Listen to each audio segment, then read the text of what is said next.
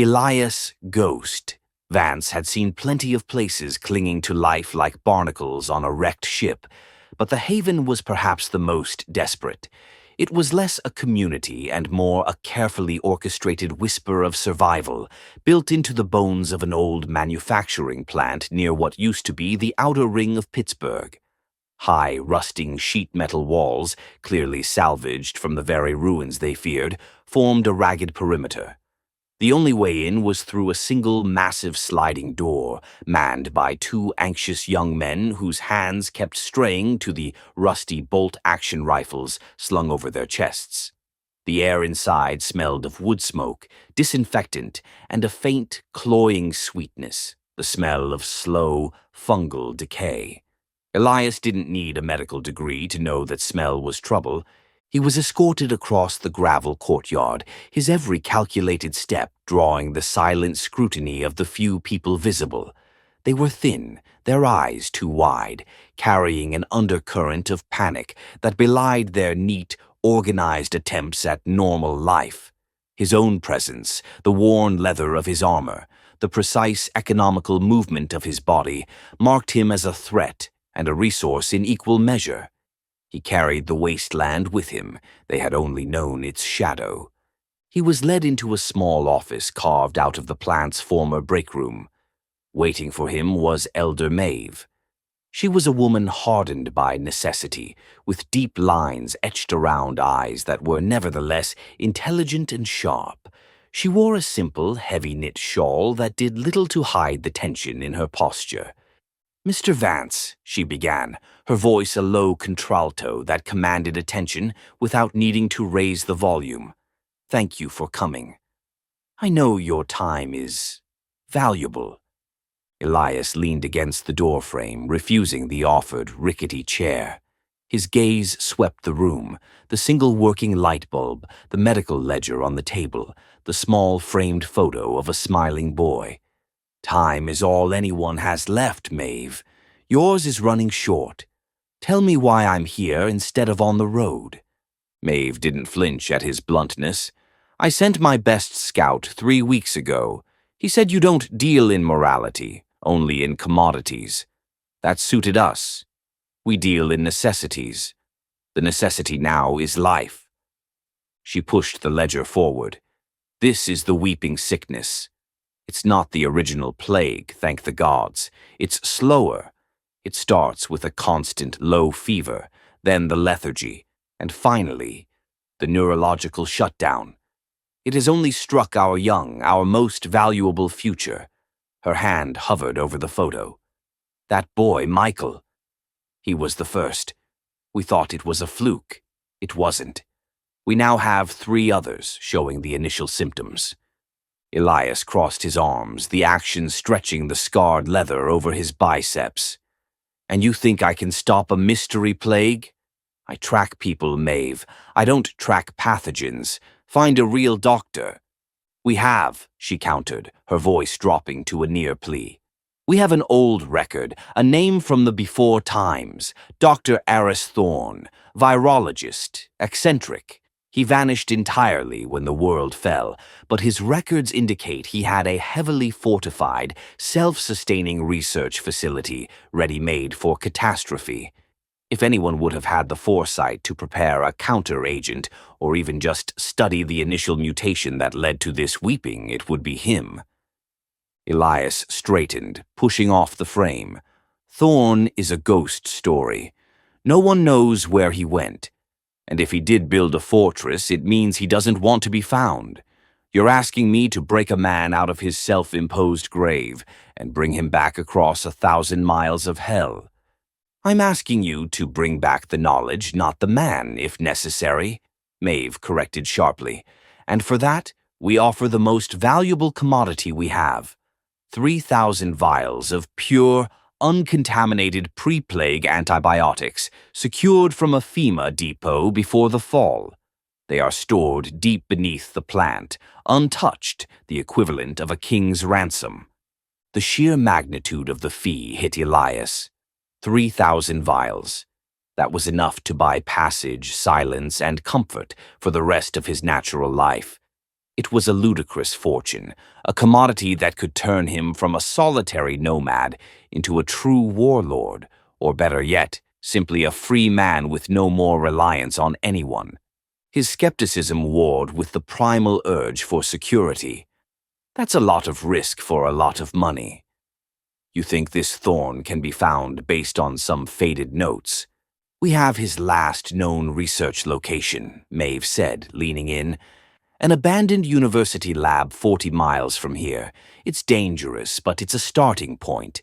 And yes, I am gambling everything on your reputation, Ghost. They say you find what doesn't want to be found. And if you refuse, then we simply wait for the weeping to claim us all. Elias met her gaze, a silent duel of wills. He was a nomad by choice, but a lonely one. His Ghost nickname was earned when he lost his wife and daughter in the chaos. He'd become invisible, operational, and untouchable. This job, this astronomical fee, was the only thing that could justify breaking his own ironclad rule. Never look back, never connect. The terms, Elias stated, pulling out his own worn ledger, his pen scratching against the brittle paper. Half up front, held in escrow by an impartial broker I select. The rest upon delivery of the cure formula or the scientist. If I die, the upfront is mine, posthumously to my designated contact. If I return empty-handed, I keep the deposit for the effort. Agreed? Maeve hesitated, the risk on her face evident. Agreed, but I insist on one condition. Elias sighed, knowing there was always a catch. Spit it out. You take a guide for the first leg, someone who knows the terrain between here and the lab. He's our historian, sharp, young, and knows the old maps. He's valuable to us, but this is a chance for him to serve the community in the way he knows how. Elias stared at the woman. A historian. He was a phantom, and they were saddling him with dead weight. He almost laughed. Almost. But the image of the 3,000 vials was a siren song he couldn't ignore. He would take the job, but he would do it on his terms. Fine, Elias grunted, stuffing the contract into his pack. But he follows orders, or I leave him where he stands. The wasteland doesn't give extra credit for good intentions. The morning air was thick with mist and the tension of imminent departure. Elias stood by the outer gate, adjusting the worn shoulder harness of his pack. Everything was meticulously checked. Water filtration, ammunition count, the balance of his machete on his hip. He was a machine designed for hostile transit, a living system of efficiency. He turned to see the guide Elder Maeve had pressed upon him. The young man, Caleb, looked entirely too clean for the road. His boots were new, his coat only lightly scuffed, and his eyes held the wide, earnest curiosity of someone who had learned about the apocalypse from books rather than by staring down the barrel of a rusty pipe gun. Caleb clutched a reinforced map case and wore his backpack like it might shatter. Caleb, Elias said, his voice flat, we leave now. Any unnecessary noise, any hesitation, and you are no longer with me. Understood? Caleb swallowed, adjusting the strap of his pack. Yes, Mr. Vance. Understood. I've studied the old transit lines and access tunnels. I can get us to the university perimeter without hitting the major highway collapse zones. Good. Save the history lesson for when we're not breathing dust and rust. Keep your eyes up, your mouth shut, and stick to my shadow. The large gate groaned open, releasing them into the scarred, overgrown remnants of the world. The first few hours were a lesson in brutal silence. Elias moved with the fluid grace of a predator, his head constantly swiveling, reading the broken pavement, the wind-bent grass, the subtle shifts in the scent of decay. Caleb, despite his nervousness, proved surprisingly agile, clearly used to traversing the less damaged areas near the haven. The initial dialogue was clipped, strictly tactical. Stay off the rubble, Caleb. Too loud. Why skirt the woods here? The map shows a clear path 15 feet ahead. The clear path is what desperate men expect. The shadow line is less obvious and less likely to have tripwires. Ask me again? The question was never repeated. The tension came from Elias's unyielding expectation of silence and focus, which contrasted sharply with Caleb's innate desire to process and talk about what they were seeing. "It's incredible, the scale of the collapse," Caleb finally whispered, hours into the journey, his voice barely audible. "The archives called this area the Golden Mile. Now it's just rust." Elias stopped abruptly, turning to pin the young man with an intense stare. "It's metal, concrete, and cover. It's not history, Caleb. It's an ambush waiting to happen. You want to study history? Look at the tracks in the mud. That's fresh survival. Look at the dried blood on that post. That's a consequence. The world doesn't care about what it was. It only cares about what it is." Caleb's face flushed, but he took the criticism without protest. "I understand. I need to see the context." Dr. Thorne was based at the old Pitt campus. His lab was highly specific, tucked away beneath the physics department. The security there was a point of pride, even after the initial waves. This detail, at least, was useful. Specific is good. Less chance of scavengers getting lucky. As they moved closer to the city limits, the ruin became more severe. Buildings leaned precariously, and the air thrummed with the silence of a mass graveyard. Elias pointed to a dark, narrow alleyway. "We cut through here, quicker to the campus perimeter. It was there, deep in the shadow of a skeletal high-rise, that they found it. Not a trap, not a body, but a message. At the mouth of the alley was a fresh mound of turned earth, a grave clearly dug recently and with effort. What made Elias freeze was the marker. Not a cross or a stone, but an intricate, nearly perfect geometric symbol carved into a piece of salvaged steel, driven deeply into the ground. It was an arcane, unsettling pattern, one Elias had seen only once before, years ago, near the scene of a highly professional extraction operation. Elias crouched low, his eyes tracking the minimal disturbance around the grave. This wasn't done by a wanderer, Caleb. This was done by a group, organized and fast. Caleb stared at the marker, his historian's mind working despite the fear. "What is it? A gang marker?" "It's a calling card for someone who values anonymity and organization over territory. It means someone else is looking for Thorne, or maybe they just found someone who was looking for Thorne." Elias pulled his machete, the steel whispering as it left the sheath. "This grave is barely 3 days old. We're not the only players in this particular hunt, kid, and whoever they are, they don't leave simple crosses. They leave warnings." The simple hunt for a reclusive scientist had just morphed into a race against a dark, hidden faction. Elias looked back at the city, a concrete graveyard now feeling less empty and much more crowded. He secured the machete, his focus narrowing like a lens. The risk had just doubled, and with it the certainty of the final confrontation. His eyes scanned the crumbling rooftops, knowing that the real dangers never announced themselves. They only watched. The sight of the geometric marker had stripped away the last veneer of Caleb's academic detachment, replacing it with a cold, kinetic fear. Elias appreciated the change. Fear was a valuable tool in the concrete labyrinth of the city. As they moved into the dense urban ruin, the silence pressed down, but Elias heard the subtle crush of his own boots on glass and the frantic thump of Caleb's heart, a rhythm that was entirely too loud. "We need to move faster," Elias stated, keeping his voice a low, gravelly whisper that seemed to absorb into the decay around them. "But the marker. Who are they?" Caleb whispered back, his eyes darting to every crumbling window. "They looked professional. Clean. Doesn't matter who they are. They're competition, and they're dangerous, and they're probably using better comms than the 2 cans and a string we've got. We hit Thorne's lab, we get the clue, and we vanish. No heroes. Elias stopped abruptly, pulling Caleb hard against the wall of a collapsed bank vault. He didn't need to point. The movement was enough.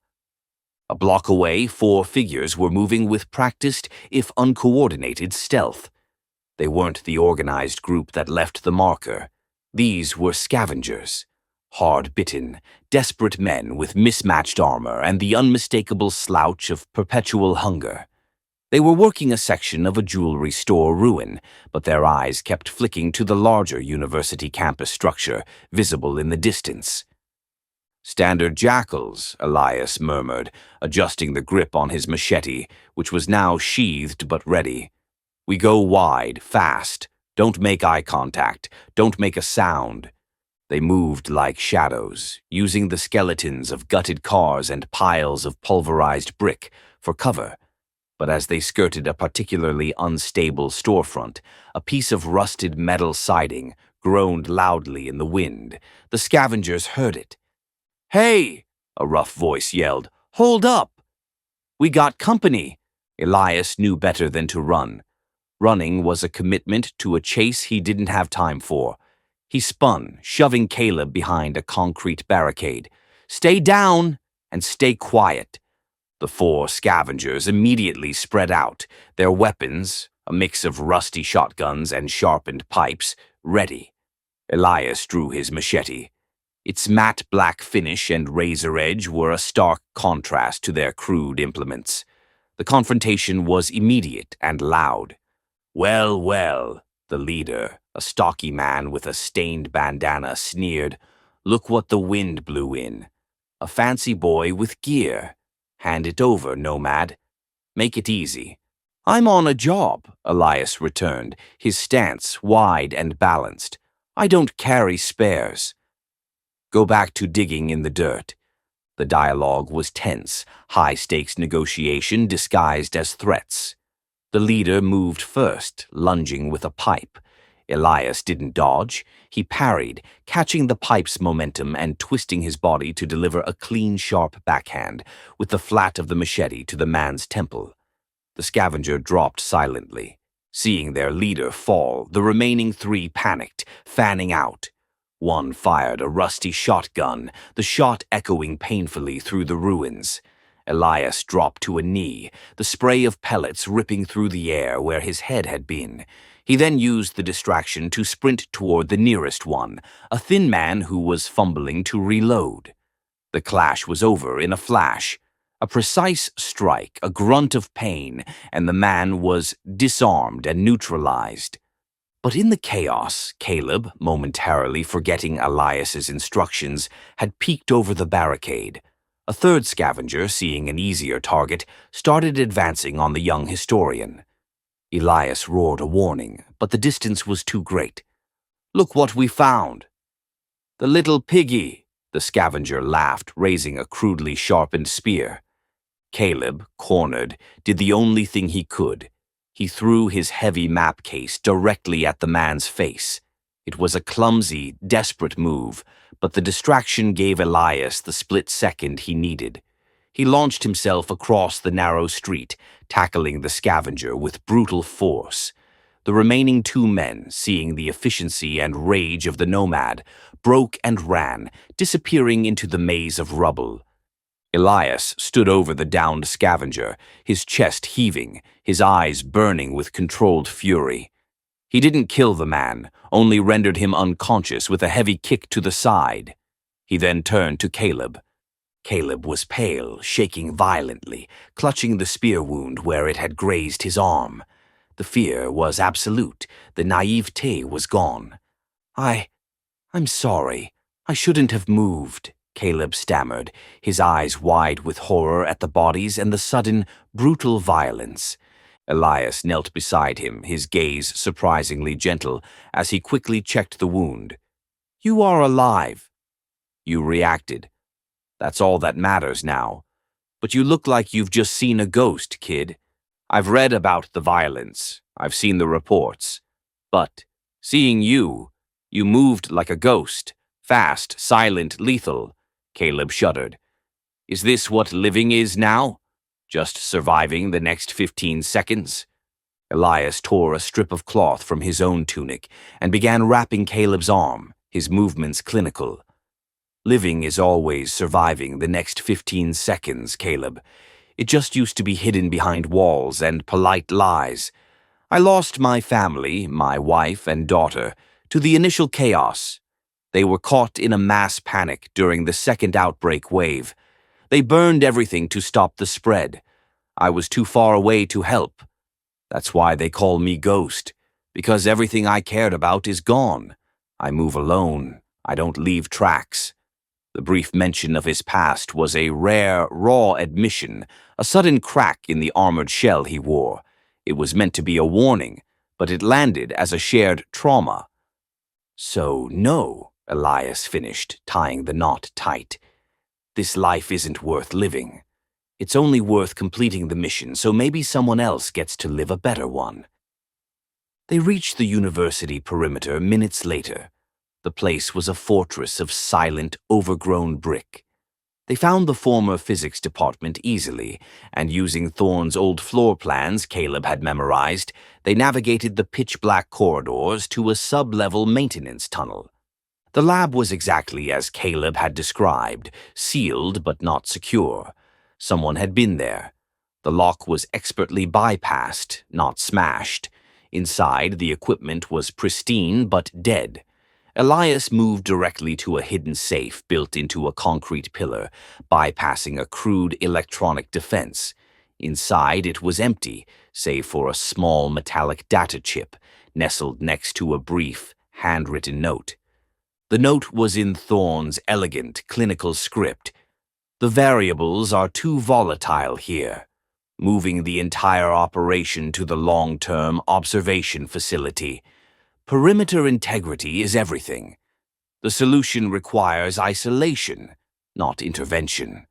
Observation facility, Elias muttered, pocketing the chip. He didn't run. He moved, and this facility isn't on any public map. He looked at Caleb, whose face was illuminated only by Elias's small tactical light. This chip is our next step. It's too complex for us to decrypt here.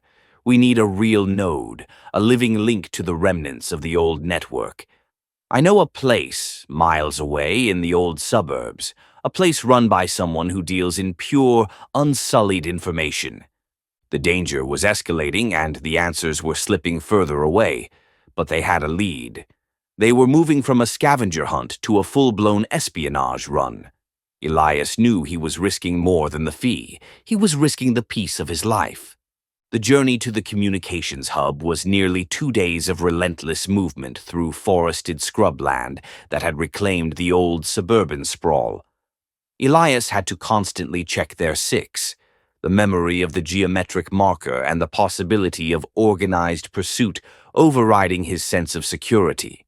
The hub itself was an anomaly, an old, heavily fortified amateur radio bunker carved deep beneath what had been a water treatment plant.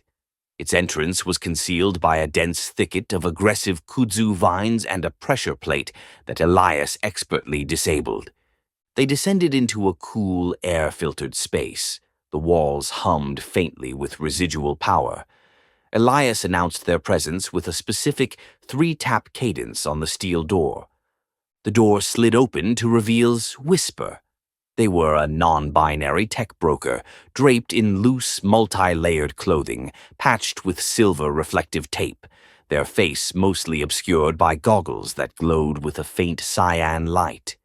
Whisper was surrounded by a humming array of scavenged computer screens, radio equipment, and blinking server lights, a temple built to the ghost of the internet.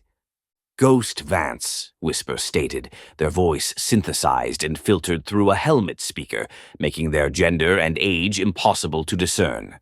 You're late. Your patterns are rusty, and you brought a tourist. Elias stepped inside, motioning for Caleb to remain by the entrance. Cut the commentary, Whisper. I have a priority package. Thorne virologist. I need access to any deep web pre-fall archives tied to an observation facility or biodome. And I need this chip decrypted now. Elias tossed the small metal chip onto a scarred workbench. Whisper picked it up with a gloved hand, turning it over. The negotiation began, an intricate dance of needs and prices. Thorn, Whisper mused, the synthesized voice taking on a thoughtful cadence. A man who valued his privacy above his own Hippocratic oath. That kind of information is radioactive, Ghost. It requires a clean subnet bypass, dedicated power, and my undivided attention. And your tourist is consuming my precious air. You already have my upfront payment in the account, Elias countered, referring to the partial payment of antibiotics held in escrow by a neutral distant party. This is a high-value data retrieval. Name the surcharge, Whisper. We're short on time. The sickness is spreading.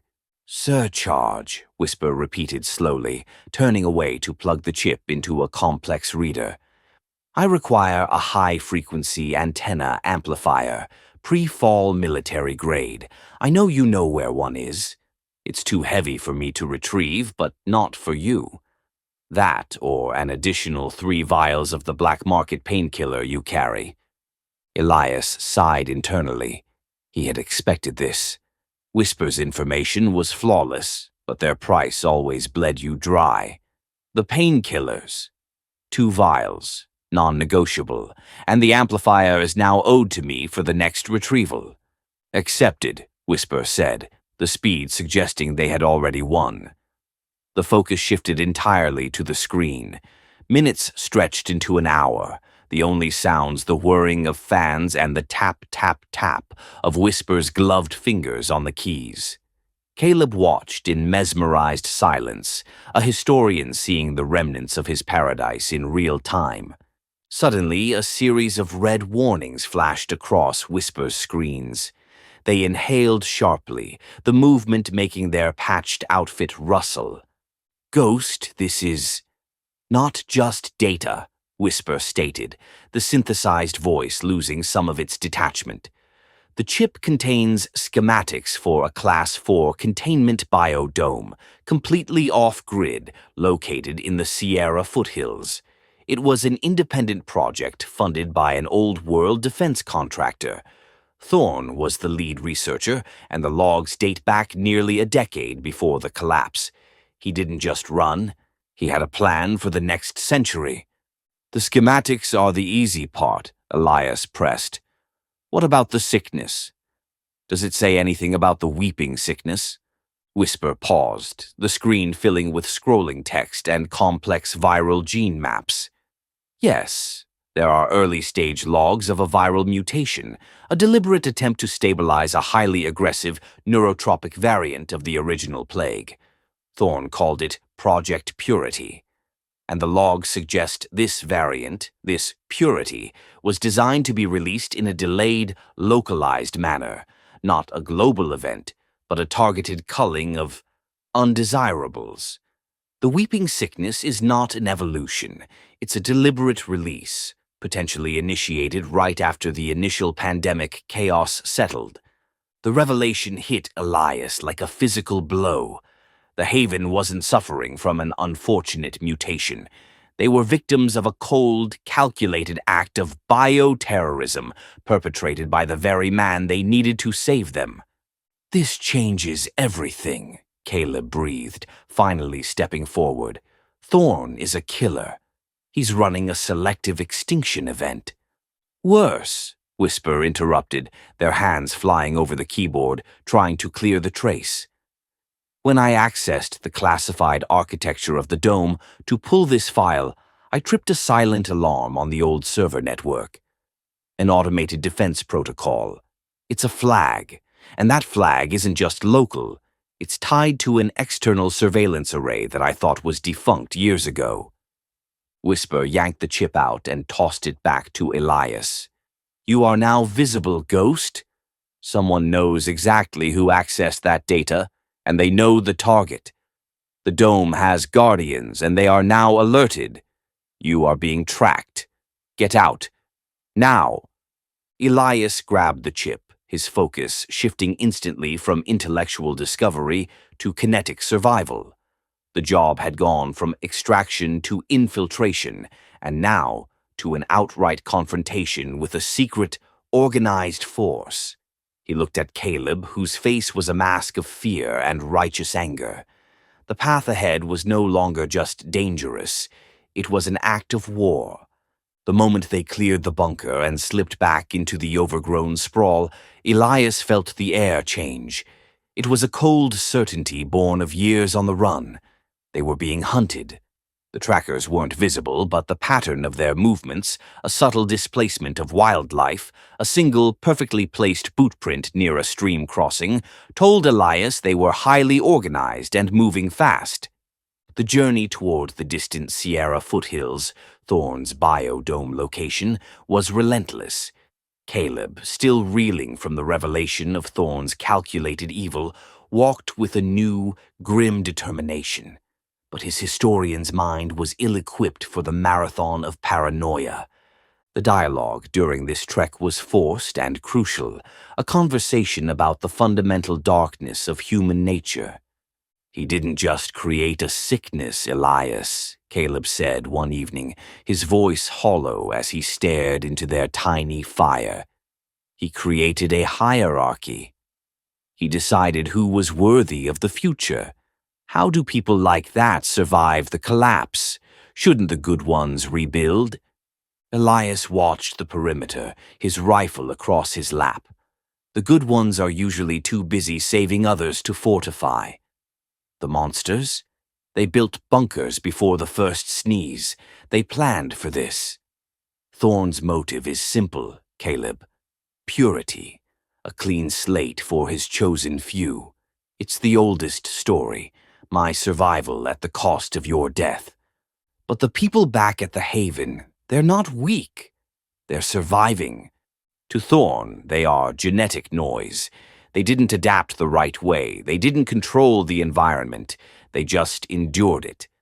That's why he targeted the youth, to choke out their future before it can challenge his. Now, focus. I need you to scout the ridgeline for water. As Caleb moved, Elias heard it. A faint, high-frequency ping, too regular, too mechanical to be nature. He'd ignored it twice, thinking it was interference from old telecom towers. But this time he isolated the source. It was coming from their camp, specifically from Caleb's pack. Elias moved with predatory speed, silencing the small ping with a heavy-gloved hand. He unzipped the outer pocket of Caleb's pack and pulled out a small, flat device wrapped tightly in a canvas rag. It was a secondary beacon, disguised as a spare battery pack. His blood went cold, the betrayal a sharp, immediate shock. He didn't immediately confront Caleb. He waited, his face a mask of stone, until the young man returned. "Caleb," Elias said, his voice dangerously level, holding the beacon between his thumb and forefinger. "Where did you get this?" Caleb's eyes, full of the exhaustion of the road, fell upon the device, and his face instantly drained of color. I don't know. It was in my pack. Elder Maeve, she helped me load my supplies." The dialogue that followed was a brutal, emotional interrogation. "Maeve insisted you come, didn't she?" Not for guidance, but to carry this, Elias advanced, his shadow falling over Caleb. "She didn't trust me, Caleb. She didn't want the cure. She wanted to know exactly where Thorne's sanctuary was, so she could send a squad to take it. Maybe cut me out of the deal. They intended to use me to find the key, and you were the homing pigeon." Caleb shook his head frantically, tears welling up from a mixture of fear and horrifying realization. "No, she wouldn't. She said it was a power cell for the water filter, a backup. She wouldn't betray the whole mission." "She's a leader, not a saint," Elias retorted, his voice rising in anger. "Leaders secure their survival first. If I brought the cure, great. If I found Thorne's fortress, even better. They'd have the location, and my cut of the payment would be buried with me. This isn't just about betrayal. It's about making us a target. As if on cue, a sudden burst of automatic rifle fire erupted from the ridge line, close, precise, and aimed at their position. The trackers were upon them. The ping had led them right here, right when Elias was at his most distracted. Elias shoved Caleb hard into the dirt. Doesn't matter now. We're exposed. The skirmish was a deadly flurry of motion. Elias returned fire, covering Caleb as he snatched his own gear. The nomad used the beacon, the source of their immediate danger, as his diversion. He wrapped it around a rock and hurled it in the opposite direction of their intended escape, drawing the immediate fire of the organized pursuers. The tactical efficiency was stunning. As they scrambled into the thickets, Caleb, breathing heavily, stared at Elias with a broken look. "I didn't know, Elias. I swear I would never—" "It doesn't matter what you knew," Elias cut him off, not looking back. "It matters what you did. Now, you want to fix it. You lead us past that perimeter without another mistake. Your life is no longer about history, kid. It's about utility. Prove your worth. Now." The following day was an ordeal of high-speed infiltration, with Elias pushing Caleb to his breaking point. The knowledge of the betrayal had solidified Elias's solitude. He was back to being the ghost, his previous sliver of trust slammed shut. Yet, Caleb held on, driven by guilt and the need to rectify his terrible error. They finally reached the Sierra foothills. Thorne's Class 4 containment biodome was not merely a bunker. It was a scar on the mountain, a massive, reinforced concrete shell that rose from the granite slopes. It was entirely automated, silent, and intimidatingly impenetrable. The perimeter was a layered nightmare. First, a hidden fence line charged with lethal voltage, then a wide buffer zone, and finally, a 40-foot wall of shimmering, matte gray metal topped with automated sensor turrets. Elias and Caleb lay prone on a high, pine-covered bluff, observing the sheer, inhuman defense. "The barrier," Caleb whispered, using high-powered binoculars. "It's exactly as the schematics showed. Fully integrated, military-grade sensors. No thermal signature escapes that.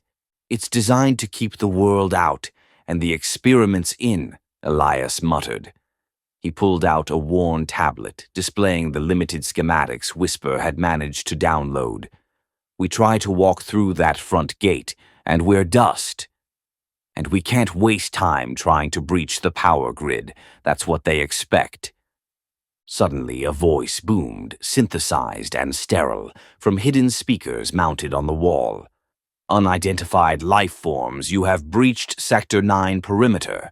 Retreat immediately. Failure to comply will result in automatic quarantine enforcement." Elias knew the system had detected their elevated heart rates and respiration from the bluff, even through the dense vegetation. The time for subtlety was over. "Protocol and quarantine," Elias scoffed. "Thorne is still playing warden." He turned to Caleb. "You remember the sub-level maintenance tunnel you saw on the schematics?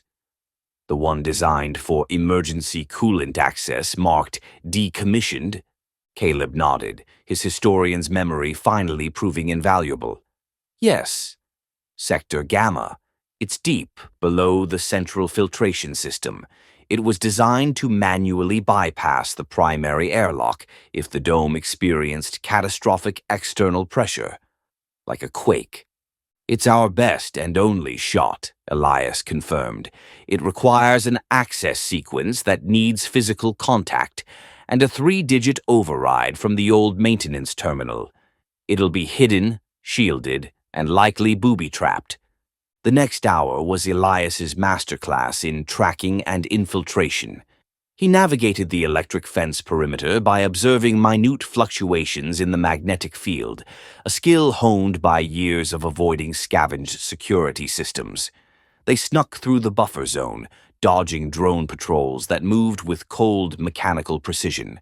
They reached the massive wall, finding the access point near the base, disguised beneath a crumbling rock facade. It was a thick steel plate, secured by multiple electromagnetic locks. Elias produced a set of scavenged tools, a precise mix of industrial magnets and specialized wiring. He worked silently, the tension excruciating.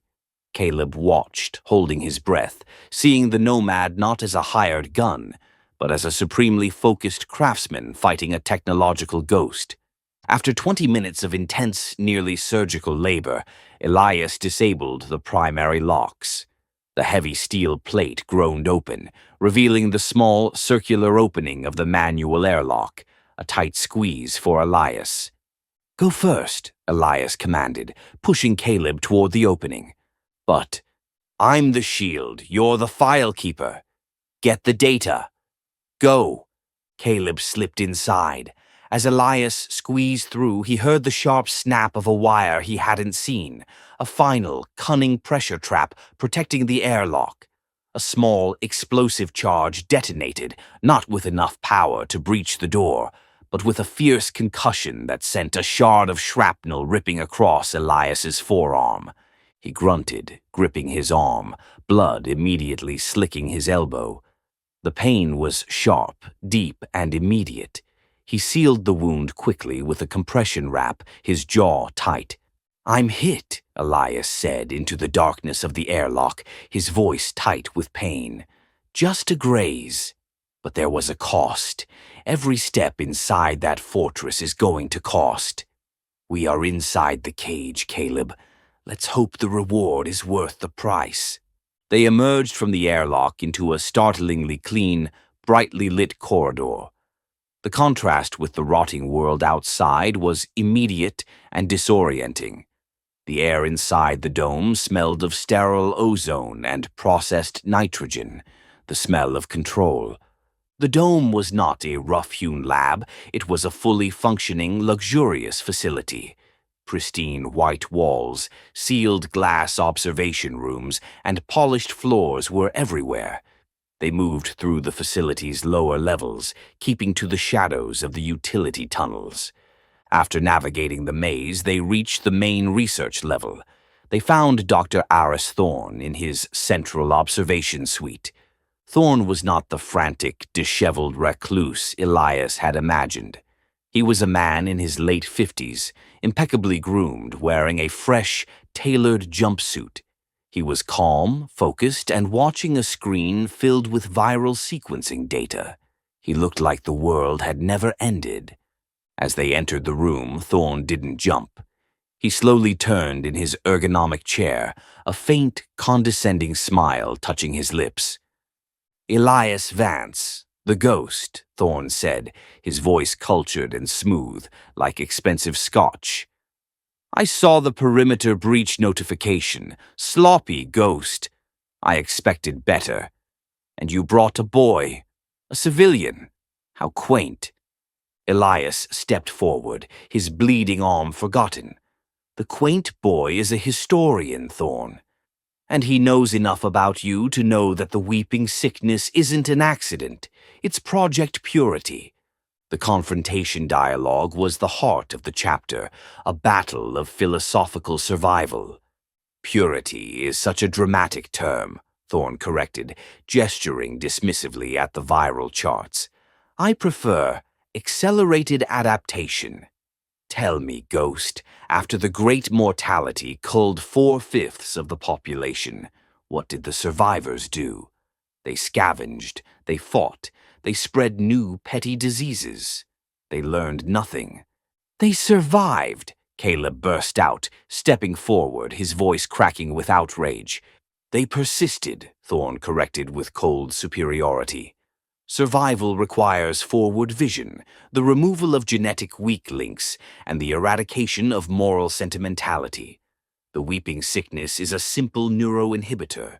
It targets specific, predictable genetic markers, markers that are often correlated with those who failed to adapt to the new, harsh world. Elias pressed, his voice low and dangerous.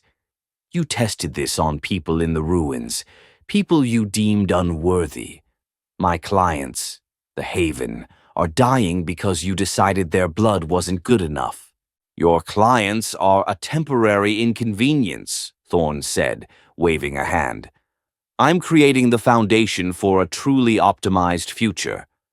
My current residents are the purest stock, scientists, engineers, true visionaries. We will rebuild with strength, not sentiment. The only way to stop the cycle of collapse is to control the variables. I am simply a filter. Where is the cure, Thorne? Elias demanded, cutting through the self-justification. The data on the mutation. Hand it over and we walk away.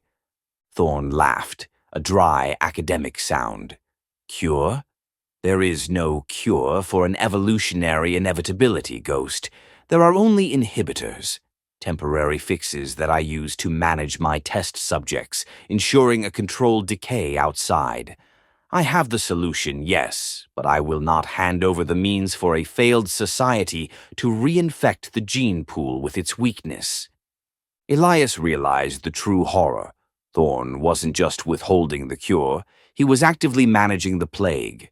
He had no intention of letting them leave. The scientist was too calm, too arrogant. Elias's eyes scanned the room, picking up subtle details, a reinforced glass wall and a hidden door barely ajar behind Thorne's chair.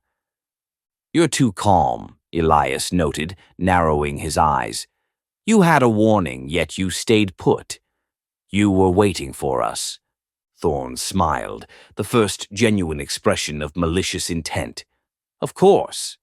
I need to understand how you breached my security, and I need to reclaim the classified data you stole. Your death will be highly instructive, Mr. Vance. As Thorne spoke, the lights in the room flickered.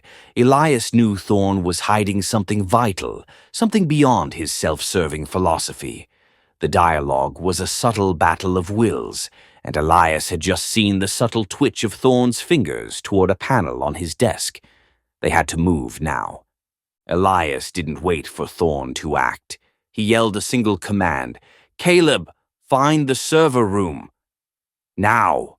Elias lunged over the desk, tackling Thorne before the scientist could activate the control panel. The impact sent Thorne sprawling. Elias grabbed his wrist, pinning him. "Where are your primary research files?" "You cannot stop the future!" Thorne shrieked, his composure finally breaking into frantic rage. "You are a scavenger. You have no right." While Elias wrestled the scientist, Caleb sprinted through the main research area. His historian's knowledge served him perfectly. He ignored the high-tech doors and went straight for the older, less-used auxiliary lab, where he knew core data processing was often relegated to shielded server stacks. He found it, a heavily insulated room, its door requiring a simple numeric code. He guessed it immediately. The date of Thorne's doctorate. The door slid open, revealing stacks of humming, blinking servers. Caleb frantically connected a universal data siphon he had salvaged from the university lab. As data streamed into his own small hard drive, he saw a file marked Phase 2 Observations. It contained video logs. He clicked the first one.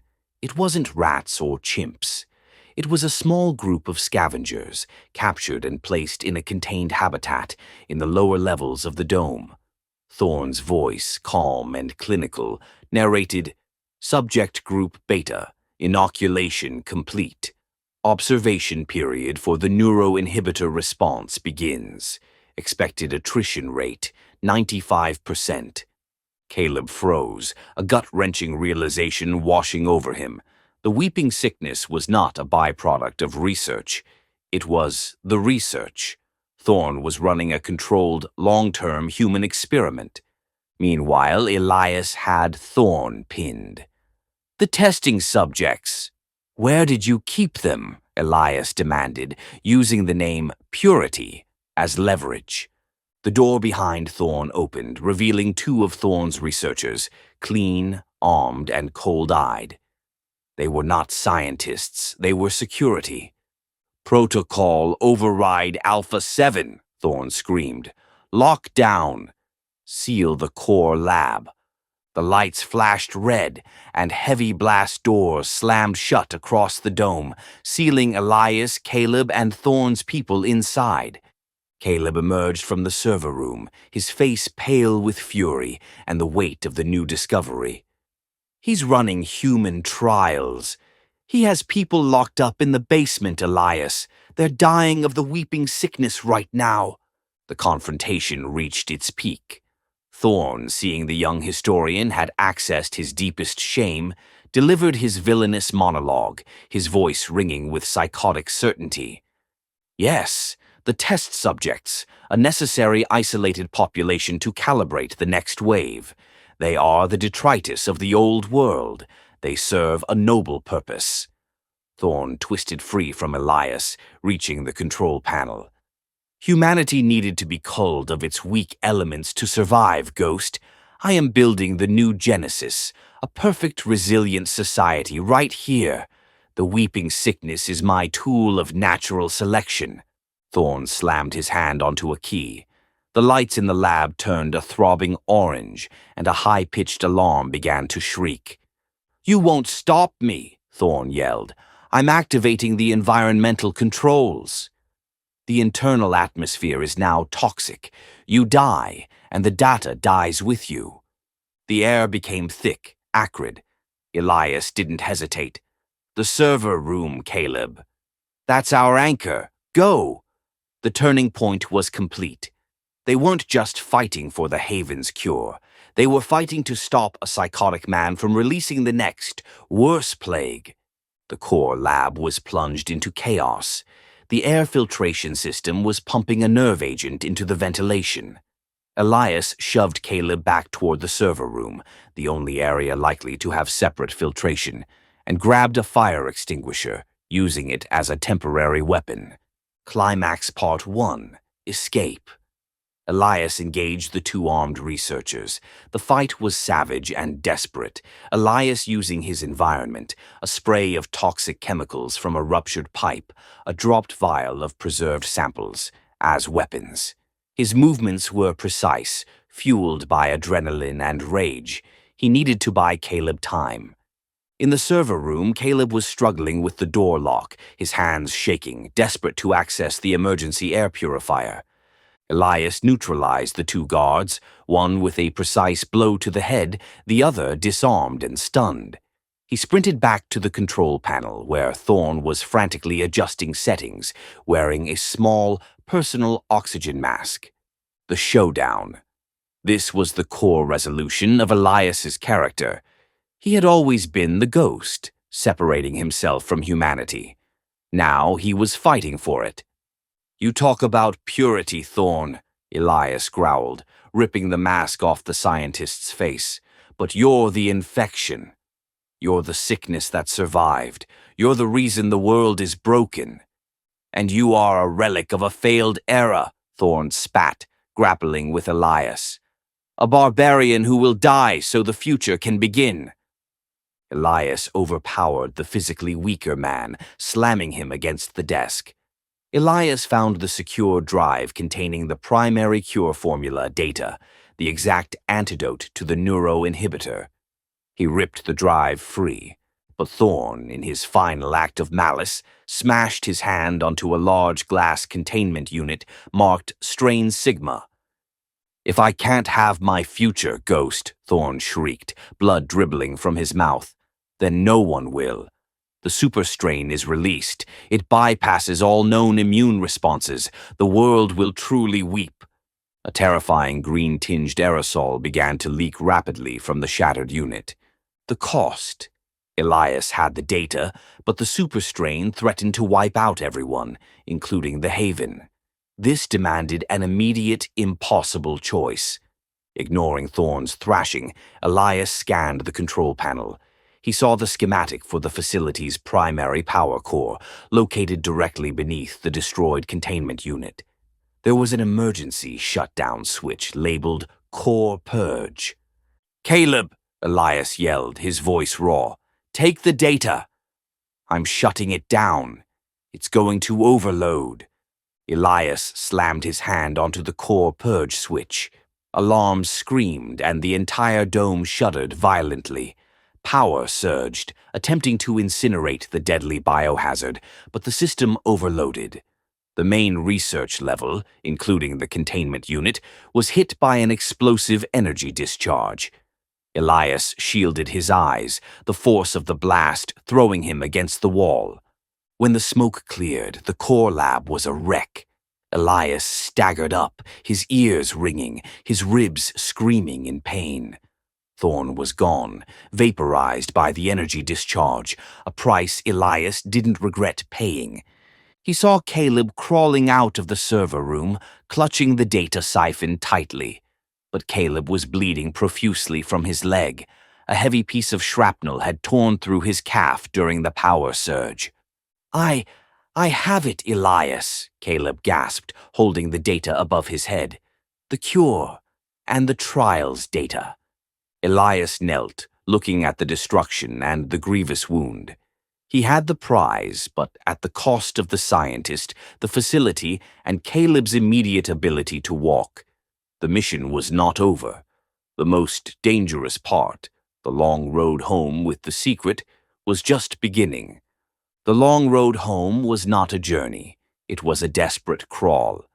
Elias dragged Caleb on a scavenged, makeshift litter made of ripped tarp and aluminum piping.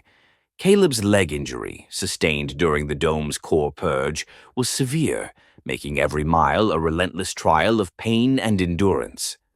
Elias had managed to cauterize the worst of it, but the wound was angry, and Caleb's fever was a constant, terrifying companion. The tension during the return wasn't the pursuit, which seemed to have evaporated after the destruction of Thorn's tracking hub, but the survival itself. Elias, bruised and nursing several cracked ribs from the blast, moved with the grim necessity of a man carrying a priceless, fragile cargo, the young historian, and the future of the Haven's children. The dialogue was sparse, dictated by Caleb's weakened state, focusing instead on mutual respect and the weight of their trauma. Elias, Caleb managed one afternoon, his voice rasping. The data, is it safe? Elias glanced back, his face streaked with dirt and exhaustion. Safe. Encrypted. You protected it, kid. You're the reason they didn't get a clean slate with that super strain. You're no historian now. You're a survivor. This grudging acknowledgement of Caleb's transformation was the highest praise Elias could offer. Thorn. He was right about one thing, Caleb whispered, his eyes distant. He thought humanity needed to be purified. But he was the virus. We survived him. Survival isn't about purity, Elias replied, pulling the litter over a ridgeline, the familiar silhouette of the Haven appearing in the distance. It's about choosing not to break, and not breaking for someone else. The homecoming. They reached the Haven perimeter under the cover of a dense pre-dawn fog. The guards, recognizing Caleb's form, rushed them inside. The sight of Elias, the cynical nomad, carrying their historian, bloodied and triumphant, silenced the courtyard. Elias was immediately ushered to Elder Maeve's office. She was waiting, her face etched with exhaustion and hope. Elias! Caleb, merciful gods, what happened? She cried, rushing past Elias to tend to the unconscious Caleb. Elias leaned against the door frame, his weight resting entirely on the wood. He was done with polite negotiation. He placed the small, ruggedized data drive on her desk. Here is your future, Maeve, he said, his voice a dry, rasping sound. The cure formula. The antidote to the neuroinhibitor Thorn used. Caleb has the full log, including the human trials. It needs immediate decryption and distribution. You have maybe 48 hours before your people are too far gone. Maeve stared at the drive, then at Elias, her hands trembling. You did it. You found him. I stopped him, Elias corrected, pulling out the small tracking beacon he'd found in Caleb's pack. He held it up, letting the light catch its metal surface. The final confrontation dialogue was direct, brutal, and essential for establishing a new foundation of trust. And here is the reason Caleb was nearly killed and why our mission was almost intercepted by Thorn's private army. This beacon, Maeve. You had him plant it in the pack. You wanted the location of the dome, not just the cure. You didn't trust me to keep my word, so you put a target on my back and used your best young man as bait. Maeve didn't deny it. Her eyes fell, guilt and calculation warring on her face. I am the elder, Elias. My duty is to the Haven, not to your code of honor. You are a nomad. You could have vanished with the information. I had to secure the future by any means necessary. And you almost destroyed it, Elias said, stepping forward. Thorn was tracking this. Your security made us a target. Your fear made you as bad as the man who was killing your children. Now, look at your historian. He gestured toward Caleb, who was being carried away by medics. The shame was palpable. I was wrong, Maeve admitted, lifting her eyes to meet his. You did what you said you would. You delivered. Name your price, Elias. The antibiotics. All 3,000 vials. They are yours. The nomad rides on. Elias straightened, taking a deep breath of the wood smoke-laced air. He was a wealthy man, but the events of the last week had changed the currency he valued. I don't want the vials, Elias stated, the refusal shocking Maeve. I don't need money to survive. I need space. He pushed an old laminated map across the desk. I want this section of the old quarantine wall, the 4-mile stretch bordering the northern wetlands. I want it officially marked as Nomad's Land. Untouchable. No Haven jurisdiction, no taxes, no encroachment. And I want a 2-year supply of fuel and parts for my bike, without question or surcharge. Maeve stared at the map. He wasn't asking for a kingdom, but for autonomy. He was securing his isolation, guaranteeing his future freedom from interference, but in a way that didn't strip the Haven of its lifeblood. You want your own Haven, I see, Maeve said slowly. No, Elias corrected. I want distance. I want the promise that your betrayal stops here. You get the cure. I get the right to be left alone. We have a debt now, Maeve. Mine is paid. Don't make me collect on yours. Maeve took the map and signed it with a heavy sigh and a decisive flourish. Consider it done, Ghost. You saved us. I won't forget that. Good, Elias said, pushing off the doorframe. Neither will I. He left the office without another word. Outside, he saw Caleb, now lucid and stabilized, giving a weak thumbs up from the makeshift clinic. Elias nodded, a slight, almost imperceptible turn of the mouth. He had gained a connection, Caleb's trust, Maeve's grudging respect. But he didn't need a community. Hours later, as the sun broke over the rusting walls of the Haven, Elias Vance, the ghost, was ready. His bike was loaded with the promised supplies, his face turned toward the open road. He had been transformed by the journey. He had confirmed that the wasteland held true monsters, but he had also proved that he was capable of fighting for something beyond himself. He was no longer just running from his past. He was riding toward a future he had personally secured. He didn't look back at the grateful, fearful faces of the Haven. He kick-started the engine, the roar cutting through the morning stillness, and rode toward the uncertain, vast horizon. He was the ghost, but for the first time in years his ride felt less like an escape and more like a chosen path. He was prepared.